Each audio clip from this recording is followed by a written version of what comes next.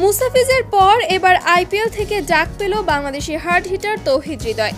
Zimbabwe series শেষে হৃদয়কে দলে পেতে আগ্রহী চেন্নাই টিম ম্যানেজমেন্ট।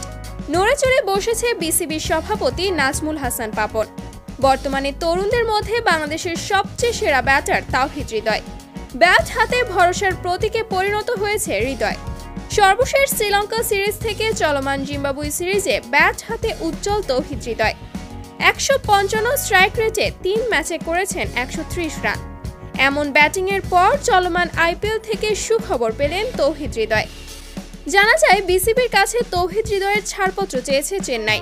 মূলত চেন্নাই কম দামে ক্রিকেটার কিনে থাকে। যারা আইপিএল দল পায় না কিংবা অবিক্রিত থাকে সেসব প্লেয়ারদের কিনে থাকে চেন্নাই। এবার মুস্তাফিজের ক্ষেত্রেই এমনটাই হয়েছিল।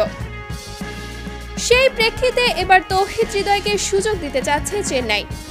চেন্নাইয়ের ব্যাটিং দুর্বলতা ঢাকতে এবং একজন ব্যাটসম্যান ব্যাকআপ রাখতেই যে কোনো মূল্যে ফর্মে থাকা হৃদয়কে কিনতে চাচ্ছে চেন্নাই।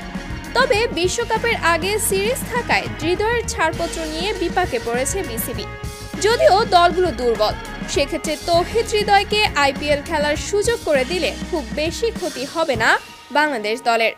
মনে মনে তৌহিদ হৃদয় হয়তো চাইছে সুযোগটা লুফে নিতে। প্রিয় দর্শক, তৌহিদ হৃদয়ের কি আইপিএলে খেলা উচিত? এ ব্যাপারে আপনার মতামত কমেন্ট করে জানাতে ভুলবেন না।